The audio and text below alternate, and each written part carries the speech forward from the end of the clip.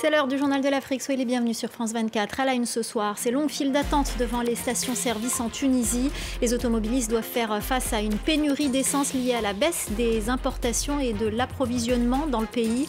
Les autorités avaient pourtant promis un retour à la normale dès lundi. La grève des médecins en République démocratique du Congo et ses conséquences sur les patients. Le mouvement a démarré en juillet dernier sans qu'aucun accord ne soit trouvé malgré les discussions entre syndicats et autorités. Reportage à suivre dans ce journal. La démission du Premier ministre au Tchad après la prolongation de la période de transition. Mahamat Idriss Déby avait été investi de nouveau pour 2 ans et autorisé à briguer un mandat présidentiel. Quelle est la réaction de l'opposition? Quel impact aura cette prolongation sur la stabilité du pays? Autant de questions que nous posons à notre invité Amine Idriss, spécialiste du Tchad. Plusieurs heures d'attente pour faire le plein. Les Tunisiens sont confrontés à des pénuries d'essence depuis plusieurs jours. Le ministre de l'Énergie avait pourtant annoncé la fin de la pénurie pour lundi. Ce manque de carburant est causé par la baisse des importations et de l'approvisionnement. Les détails avec Caroline Lamboli. Des files d'attente interminables, c'est désormais le parcours du combattant pour trouver du carburant dans la capitale tunisienne. Dans plusieurs stations, le plein est limité à 9 €, soit environ 13 litres. La situation m'affecte beaucoup. Quand je me lève le matin, ma seule préoccupation, c'est comment est-ce que je vais faire le plein? Comment je vais pouvoir aller au travail et en plus déposer mes enfants et ma femme? Le travail est à l'arrêt, nos vies sont à l'arrêt, tout est perturbé. Ça fait 1 heure que j'attends à cette station pour faire le plein. La ministre de l'Énergie avait pourtant annoncé la fin de la pénurie lundi, grâce à l'arrivée d'un nouveau navire chargé d'essence à Bizerte, ville côtière du Nord. Elle a évoqué des problèmes de distribution au niveau mondial, mais elle a également pointé du doigt la frénésie des consommateurs tunisiens. C'est l'argument répété sans cesse par le président Kaïs Saïed, qui accuse les spéculateurs et la ruée des consommateurs. Plusieurs produits tels que la farine, l'huile végétale, le sucre et même l'eau en bouteille sont désormais devenus des denrées rares. Et alors que le pays fait face à une inflation record, beaucoup ne peuvent plus se permettre d'acheter ces produits.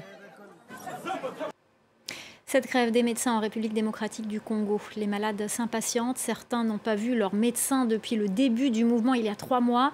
Des discussions sont engagées, mais pour l'instant, aucun accord n'a été signé. Reportage à Kinshasa d'Aurélie Bazara-Kibangula. Aujourd'hui, ce médecin congolais ne fera aucune consultation. Vous voyez les différents box sont encore fermés. Comme vous pouvez le voir sur les portes, les noms des médecins, donc c'est vraiment fermé. Comme de nombreux collègues, il a rejoint le mouvement de grève qui, depuis 3 mois, paralyse les hôpitaux publics. Les grévistes réclament la régularisation administrative de 6 000 médecins et une augmentation de salaire. Ça fait pratiquement 15 à 16 ans que je suis médecin. Jusqu'aujourd'hui, je suis au grade avec lequel j'ai été engagé. Donc je suis encore comme médecin interne. Et je suis payé comme médecin interne. Ici, à l'hôpital général de Kinshasa, seuls les patients qui ont besoin de soins d'urgence sont pris en charge. Un service minimum insuffisant pour les patients.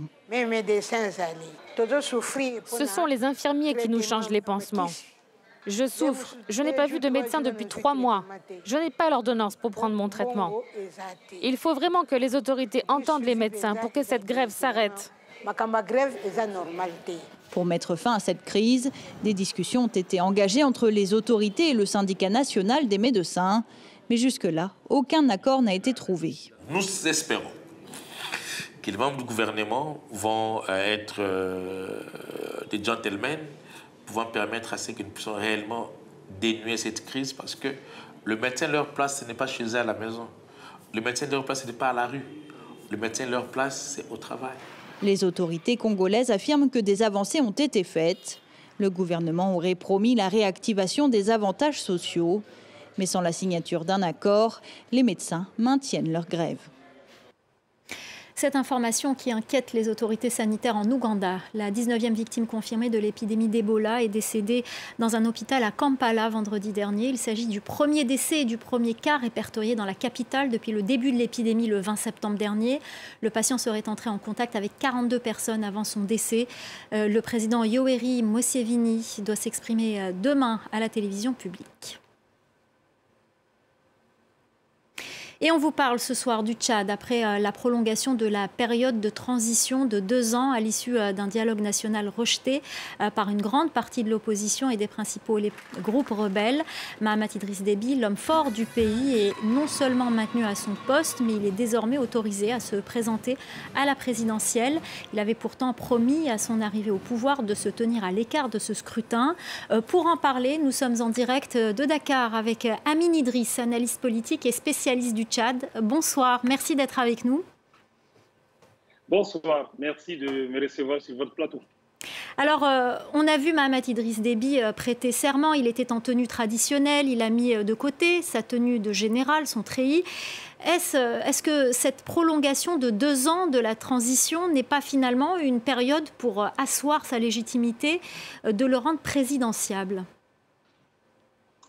Écoutez, officiellement, cette période de transition supplémentaire de 2 ans pour préparer les élections, avec la mise en place d'une loi électorale, d'une commission électorale, d'un recensement électoral, et puis l'organisation d'un référendum constitutionnel, et puis des élections générales. Mais en réalité, vu que le président du Conseil militaire de transition est désormais lui-même éligible, on peut dire sans trop de risque que l'objectif affiché dans son camp est de le rendre présidentiable. En passant, j'indique que j'avais totalement prévu ce résultat dans un livre à paraître d'ailleurs, dans quelques jours, et qui va discuter longuement des différentes stratégies des états-majors et des partis. Voilà, donc la réalité, je dois dire, a largement dépassé d'ailleurs mes prévisions. Alors l'opposition et les principaux groupes rebelles, je le disais, n'ont pas pris part au dialogue national. Quelle pourrait être leur réaction? Ce matin, le Premier ministre a présenté sa démission, une démission acceptée par le Mahamat Déby. Et les rumeurs sur la nomination de Succès Masra vont bon train. Il pourrait accepter. On a pu entrer en contact avec lui. Il nous a confirmé qu'il avait lancé une consultation sur les réseaux sociaux pour avoir l'avis de ses partisans. Et donc la question est lancée. Le leader des transformateurs n'exclut pas d'être à la tête d'un gouvernement de réconciliation nationale. Je dois dire que le dialogue national inclusif a profondément laminé l'opposition au Tchad. Le camp du président l'a joué d'ailleurs très tactique en parvenant à ramener autour de la table des personnes qu'on croyait irréductibles comme les politico-militaires, toutes tendances confondues d'ailleurs, à l'exception des FACT et puis du CCMSR. Le camp du président a aussi charcuté le camp du groupe des opposants comme Yaya Dilo et de la société civile comme Mwaki Tama. Ils n'ont toutefois pas réussi à faire fléchir les FACT et jusqu'à hier d'ailleurs, les transformateurs. Donc ce n'est pas sûr que les 2 années qui vont venir vont braquer davantage les FACT ou les transformateurs. Les premiers sont des politico-militaires avec un objectif qui a toujours été celui de renversement du régime actuel comme condition de l'alternance. Et les seconds, ils étaient restés égaux à eux-mêmes jusqu'à hier.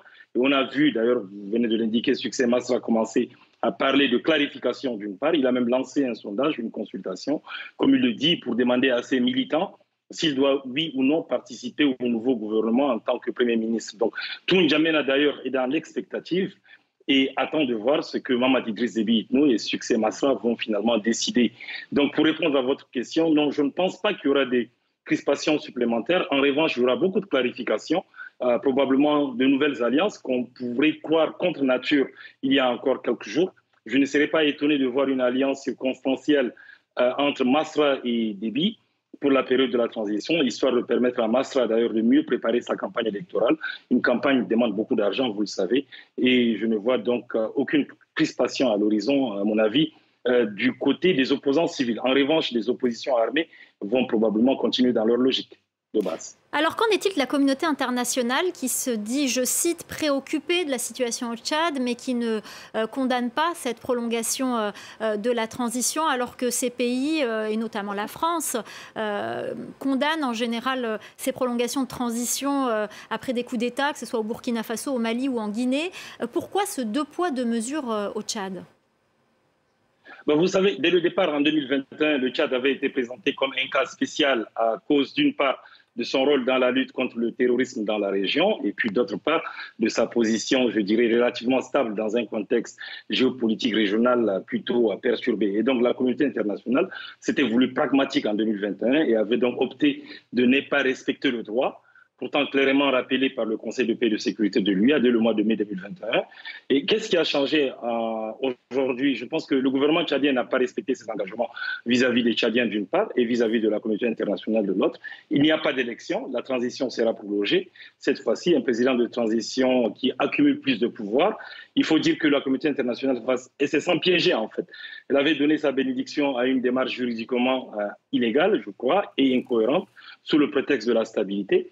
Elle voit bien que le pouvoir n'a pas respecté ses promesses et elle se trouve aujourd'hui dans un contexte géopolitique régional plutôt volatile, plus volatile que jamais, avec le Burkina Faso qui vient d'avoir son second coup d'État en 9 mois, le Mali qui est aussi instable et d'autre part, la situation au Tchad peut devenir facilement incontrôlable avec les conséquences que l'on sait sur le plan sécuritaire régional d'une part, sur celui de la stabilité dans le Sahel, voire au Cameroun d'ailleurs, ou bien même au Nigeria. Donc le piège est plutôt complexe pour la communauté internationale. Il n'y a pas de solution du genre tout est noir ou tout est blanc. Enfin, pour couronner le tout le monde aujourd'hui a compris où se trouve le point faible des relations entre la France et l'Afrique. Il suffit de mettre un peu d'huile sur tous les sentiments de frustration et d'accuser Paris de tout, et puis tout le monde descend dans la rue, ce qui rend toute action diplomatique française tendant à encourager le respect des lois plutôt difficile, car pouvant se retourner contre elle. Donc le piège, je dirais, se referme sur la communauté internationale en ce moment. Merci beaucoup Amine Idriss, analyste politique et spécialiste du Tchad. Merci infiniment pour votre décryptage. Merci. Aminata Touré, tête de liste de la coalition au pouvoir lors des dernières législatives au Sénégal, s'écarte un peu plus de la ligne de son parti, Benno Bokk Yakaar. Dans une lettre adressée au président de l'Assemblée nationale, elle propose une loi visant à limiter l'exercice des fonctions politiques en rapport avec les liens familiaux. Une loi qui vise principalement le président Macky Sall. La correspondance à Dakar d'Eliman Dao.